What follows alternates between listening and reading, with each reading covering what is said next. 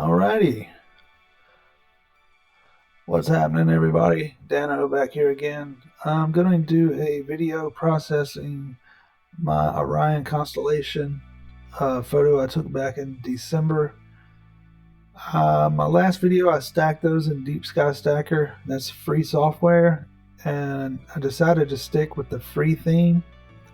So I'm going to use Gimp. I downloaded this a few weeks ago and I've been kind of messing around with it. And there's Deep Sky Stacker. That's usually what I stack my images in, and that's also free. So I'm going to open up Gimp. And I'm running 2.10. I think that is the latest version. And I want to preface this by saying I'm not the greatest processor. I don't have the best workflow. Most of the time I don't use a non-destructive workflow. I'm a big fan of hitting edit and undo if I do something I don't like. And I primarily use Photoshop. I did download Gimp when I first started astrophotography, but I opened it up and I was overwhelmed. Didn't know how to do anything, and I think there were more videos on Photoshop than Gimp at the time, but there's quite a few videos out there with Gimp, and it's a great software and it's free. So if you're just getting started, it's a good place to learn, and then you can decide to move on to Photoshop or PixInsight or whichever you prefer. First thing I'm going to do is go to File and open. I'm going to open this stacked image of the Orion constellation. And just open that. Okay. I'm not going to go over everything in Gimp because there's a lot of stuff I don't know how to do on here. There's lots of tutorials. Nico has some great tutorials with Gimp. There's another channel called Astro on Budget. I think I watched a few of his videos learning how to do some stuff on here. And when you open this up, I think it was set on the brushes. So it's going to probably have these brushes if you just downloaded this for the first time. And if you don't have this histogram up here, you can go to Windows, Dockable Dialogues, and then come down to histogram right there. Click on that, and then it should pop up as an option over here. And so you'll open it up right here, and it'll probably open with value, and that just shows the white line. But you'll want to change that to RGB right here, so you can see all the color channels, red, blue, and green. Okay. To zoom in, you can use the plus and minus buttons on your keyboard. For some reason, plus alone does not work on mine. I have to hold shift and hit plus. But I can hit minus and it's fine. But I have to hold shift to zoom in for some reason. So I don't know if it's like that on everybody's or just mine or what. Alright, let's see here. First thing I'm going to do is go to Image. We're going to go to Precision. And before I was changing this to a floating point, I think that's I was having issues with Starnet++, and I think that might be the reason why, because Deep Sky Stacker is going to output this as a 32-bit image, so we're going to change it to 16-bit integer. And I'll just do this perceptual gamma because I use that, and I think it's similar to what I use in Photoshop. And I'll hit convert. Okay, now we have it converted to 16 bits. I'm going to right click and duplicate the layer, and I'll just name this one Levels, because that's primarily what we're going to be doing here is level adjustments. Alright, so I'm going to go to, and this is a little bit different on Gimp than Photoshop. Most of these settings are in Image, and on here it's under Colors. So I'm going to go to Colors and come down to Levels and click on that. And this is your black point slider. This is your midpoint, and this is your highlights. So we're going to take this midpoint or midtones and click on that and hold it and slide it in. And I'm going to say about, we'll try that for the time being. So I wanted to try to get it out past this bar and you know, maybe just before this one. So we'll try to keep it in, you know, right in here from this bar on. Just try to keep it in that range. I'm going to hit OK. Now we're going to go back to colors, levels again, and then we're going to take the black point slider and bring it in. I'm just going to bring it back to that first bar. I'm not going to run this all the way up to the data peak. I'm just going to run it back about right there. So I'm not going to run it all the way over here. I'm just going to run it just till I get this back to this first line over here. I'm going to hit OK. All right. And we'll do another level stretch. Colors, levels. And I'm going to slide this one in.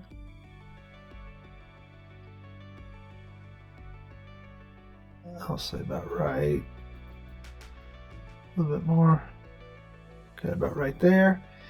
And now I'm going to slide this black point in just a little bit there. I'm just trying to get that lined up over here on this first line, and you can see how the color channels have started to split, and the image is starting to look predominantly red, and that's because the red is out front, and that's what we're seeing, that red hue. So I'm going to hit OK, and now I'm going to see if we can fix this this color balance here. So once again, I'm going to go to colors, I'm going to go to levels, and up here we're in the channel.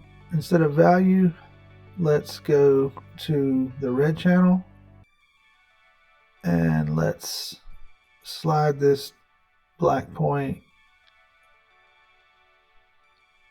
all the way back, and we're going to try to line it up with the blue.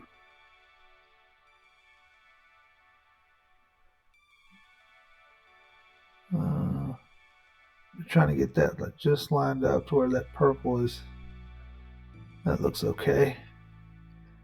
And now I'm going to slide the green one back to the black point and slide that green back, and we should get a nice white peak there. I'm going to go back just a little bit more, a little bit. That looks pretty good. I hit OK. Now I'm starting to see some of the horse head and flame. I'll zoom in on that and hold shift and hit plus. Starting to see the horse head and the flame nebula right there. But there's more to pull out. Barnard's Loot is right here, and that's Rigel. So the witch head is up right here, I believe. So I'm gonna do one more level. Colors, level. I'm gonna slide this back towards this. See if I can bring out some more detail there. Hit OK, and then do it once more for the black point. Actually, I'm going to slide this in right to the edge of that data, and then I'm going to slide this back. Let's see, right, a little bit more, a little bit more.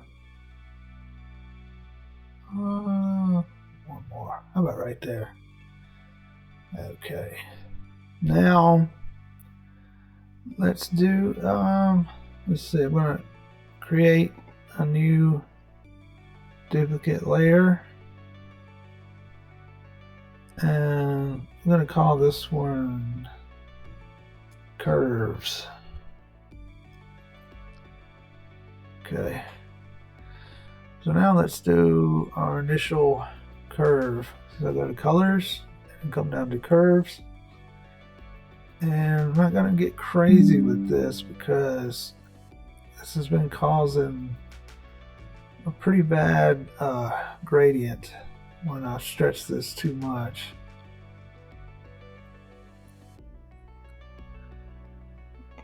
And I'm going to bring this down.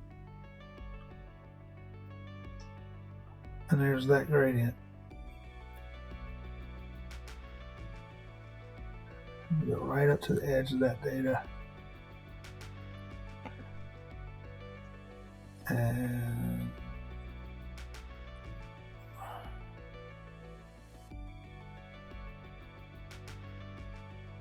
see if I can. Oh, that's blowing the stars out big time. Okay. You know what? Gonna cancel that. I'm gonna go a little bit more subtle than that. Let's go back to curves. I'm just gonna do a very subtle S curve. And I may just do multiple of these. So we're starting to see Barnes loop come out right there, and I can barely see the witch head right there. Just going to do that again. Curves. Actually, I'm going to go to levels and see if I can. We're right there at that. I'm going to come in just a little bit. Hit OK there. Going to colors, curves, and once again, just a small little S curve here. All right. And I think that's about as far as I can take that without really killing those stars. And we've got a gradient issue. And let's see here. I'm gonna see if I can fix this gradient. So I'm gonna zoom out like that so I can come below the picture. I'm gonna go to this gradient tool. And I've got the mode is subtract. I've got foreground to background and blend color space, and the shape is linear. And I'm going to click on this top box right here and going to click this little dropper tool right here, and this is going to be the foreground. I'm going to come down here where it's the worst, like about right there. Don't click on the star, just click on the background. You can zoom in. If you can't tell, you can always zoom in before you click. But when I click OK, I'm going to come to the background, click on that, click on this little dropper tool, and go up here and let's get a nice part of the sky that's dark, about right there. And that looks good. And now I'm going to start all the way down here below the picture, and let's see if we can fix this gradient a little bit here.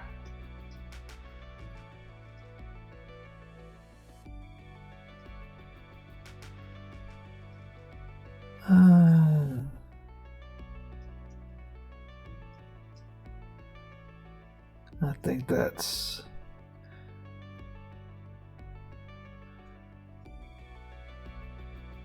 I want to go. Let's just see what all the way up. all the way up is way too dark. So it's going to be somewhere,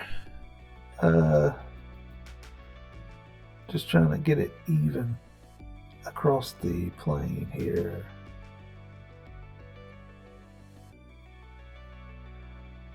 And that might work about right in there. It's better than it was. All right, I'm going to click that. I'm going to hit enter.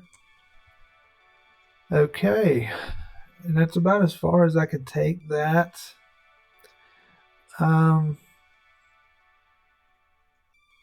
Yep, okay. Now I'm going to take this image right here into Starnet++, which is another free program. But first I'm gonna, now you could save this, so you could save your layers and come back and do all your work. You can come up here and go to save as, and it'll save it as this .xcf file, and that should open up all your layers and stuff in Gimp. But I am just going to flatten this image, right click the base layer and hit flatten image, and then I am going to go to file, export as, and I'm going to rename this to, I'll just call it Orion4.tiff. I'm going to hit export. Compression, I'm going to hit none, and I think all these are correct. I think this is all default, so I'm going to hit export, and I believe that sent it to my lights folder. I should have checked that. I did not even look. I think that's where I've been sending it. So yeah, it didn't send it to my desktop. So okay, for Starnet, you're going to just go to your browser and type in Starnet++, and it used to be on SourceForge.net, but they've got their own site now. It's Starnet. What was the name of it? StarnetAstro.com. So you'll just go to StarnetAstro.com and then go over here to the downloads and then choose whichever system you're running, Windows, Mac, or Linux. And I think that's the one I hit right here, is the graphical user interface. I have not used this as a plugin. And then the command line tool, I don't know if that's the one I downloaded or not, but I think I downloaded this one. So if you've got a Windows PC, you could just download that one. So, and then you'll just have to extract the file and create this folder, and this is what this folder is going to look like. Let me take this out of here. This is an old one. This is the last one I did. Well, there we go. Delete that.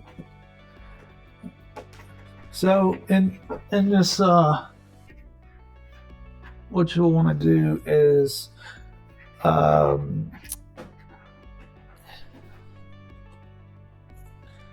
a cat in a box over there making a bunch of racket. I'm gonna have to throw it outside. Okay.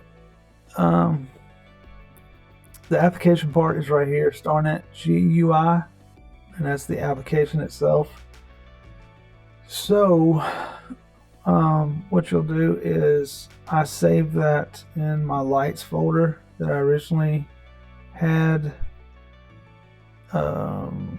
used to stack in Deep Sky Stacker, which is right here. But you can save it to your desktop, and it's going to be much easier to find. So I saved that as Orion 4.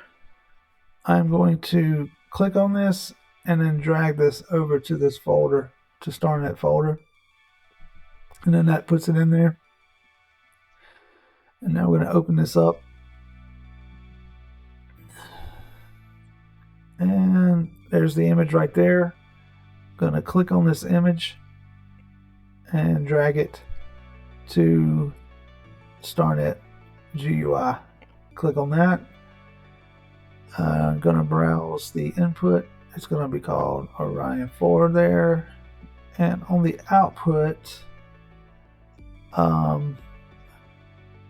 where's the, wait a minute, why didn't it say that?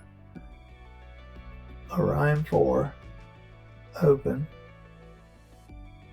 Okay, there it is. I wasn't seeing it right. Right there, after that 4 and before .tiff, I'm just, as the output, I'm going to name it starless.tiff.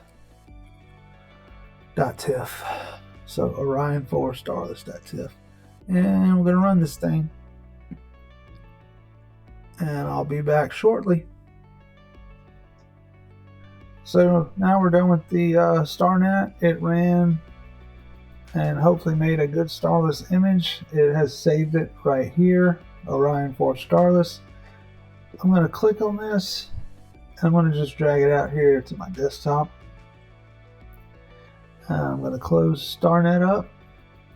Okay. And now I'm going to open up Gimp again. And I'm going to go to File, Open as Layers. And I'm going to just go to Desktop here and look for Orion 4 right there. Orion 4 starless. I'm going to click on that. And I'm opening this up as a layer. Alright, it looks pretty good, actually. Better than the last one, that's for sure. Okay, so I could make a duplicate of this and stuff, but I'm just gonna make a few tweaks to this and see if I can bring out that nebulosity a little bit more. So first thing we'll do is go to colors and let's do a saturation boost here. I'm just gonna slide this up to about maybe, I don't want to go too crazy with it because of the noise. Let's say 1.25. We'll just try that and hit OK. Now that brought out, I've been having issues with this right here and then this bottom part. I'm going to try to fix that with some curves and stuff, but I have that plug-in on Photoshop from Russell Croman, a Gradient Exterminator, and it's worth the money. So this would be an easy fix with that plug-in. I just don't have it on Gimp, so I'll see if I can fix that with some curves and stuff. So you can definitely see the witch head now, and can definitely see Barnes Loop. But then I've got all this other weird stuff going on too, where it's nice and dark up here, and then it's a lot of color and a little bit of banding right there. But anyways, let's go to colors, levels, and I'm going to slide the midtones up just a little bit. I'm not going to push this too hard.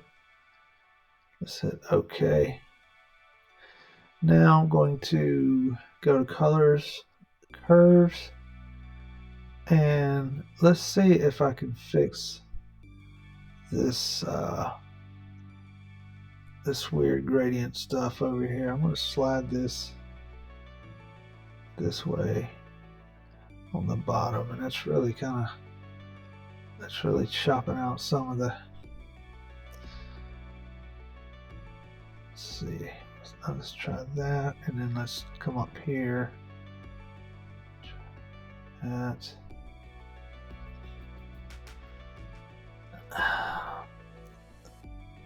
About that, and then let's raise these up here. So that helped a little bit. And then let's see if I can get colors, levels. And I'm going to slide this midtone back just a little bit again. And it's kind of undoing what I just did there.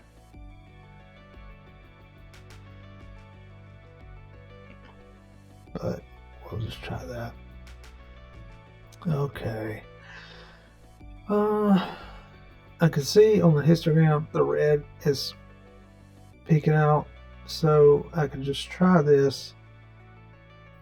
Once again, go to colors, then I go to curves, and then up here, let's go to the red channel. I'm going to bring down the reds just a touch and see if we can't darken up that sky. That helped a little bit there.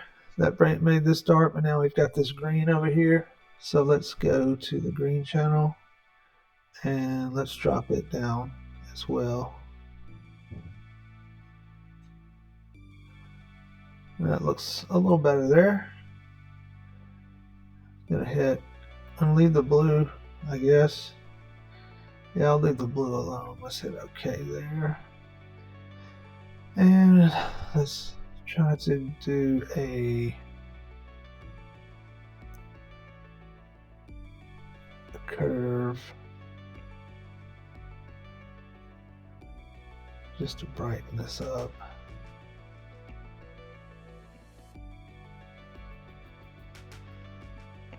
And then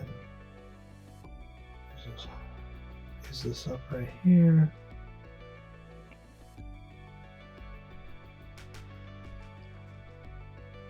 Okay. I mean, it's still this weird gradient, and I'm sure there's ways to fix it. I'm just not familiar. I could try this gradient tool again, but this, I don't want this video to drag out forever. But you can, I've got some good detail. You know, you can see the witch head, Barnard's. It's just got this other color noise and stuff on here. So let's try this right here. Let's try levels, and let's go to the channels. Let's go red, and I'm going to pull that out just a little bit. Let's go to green. The same thing. I'm going to pull that out just a touch. And blue, we'll just check it and see. Yeah, blue needs to stay where it was. So I'm going to put it back on. Do 0.96. That looks pretty good, and that did help. That did help a little bit, but I don't think I'm going to be able to fix that much more. So let's merge these. I'm going to go down to this one right here, the original image, and I'm going to adjust it to where it's on top of this starless, like that. And we're going to go to this mode right here and go up to screen and hit screen, and that definitely made the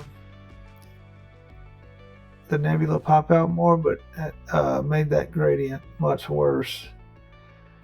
And I could try to fix that. Let's see here.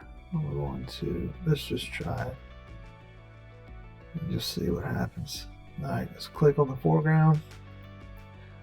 Click on the dropper. Let's get this down here in this corner right here. Not on a star. Hit OK. And in the background, hit the little dropper right here. Let's hit this area right here. And hit OK.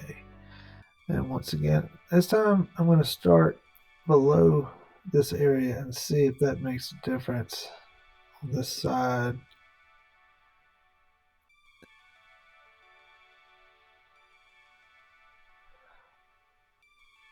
It does a little bit, but it's still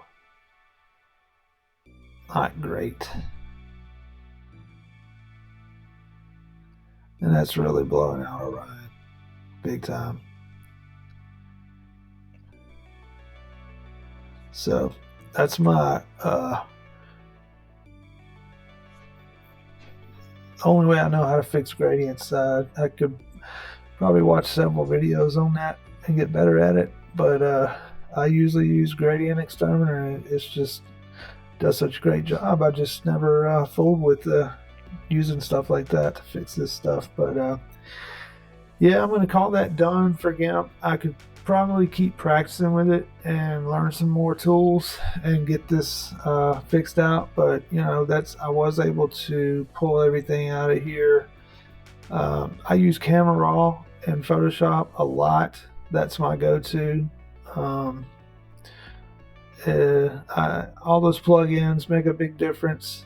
But for this being free, if I was to sit down and actually learn how to fix this stuff manually, it's not bad. Not bad at all for being free software. So if you want to get started processing images and you don't feel like putting down any money towards Photoshop or PixInsight or anything like that, then I would definitely give Gimp a try.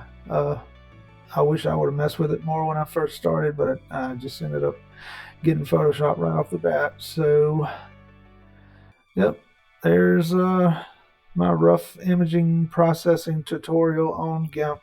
And clear skies, everybody, and see you later.